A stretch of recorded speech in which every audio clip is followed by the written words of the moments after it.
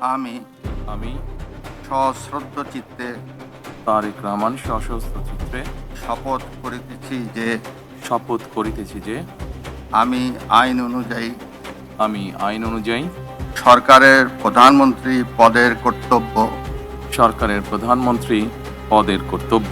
বিশ্বস্ততার সহিত পালন করিব। আমি বাংলাদেশের প্রতি অকৃত্রিম বিশ্বাস ও আনুগত্য পোষণ করিব। আমি সংবিধানের রক্ষণ, সমর্থন ও নিরাপত্তা বিধান করিব। আমি ভীতি বা অনুগ্রহ,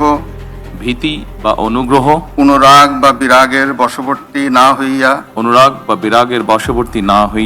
সকলের প্রতি আইন অনুযায়ী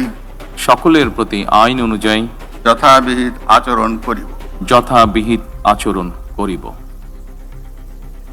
এবার মাননীয় প্রধানমন্ত্রীর গোপনীয়তার শপথ পাঠ পরিচালনা করার জন্য রাষ্ট্রপতি মহোদয়কে বিনীত অনুরোধ জানাচ্ছি।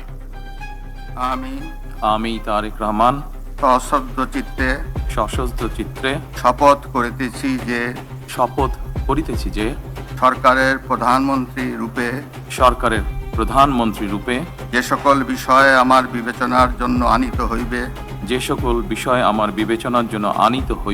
বা যে সকল বিষয় আমি অবগত হইব তাহা প্রধানমন্ত্রী রূপে যথাযথভাবে আমার কর্তব্য পালনের প্রয়োজন ব্যতীত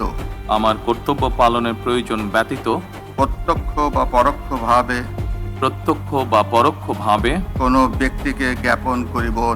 কোনো ব্যক্তিকে জ্ঞাপন করিব না বা কোনো ব্যক্তির নিকট প্রকাশ করিব না। ধন্যবাদ।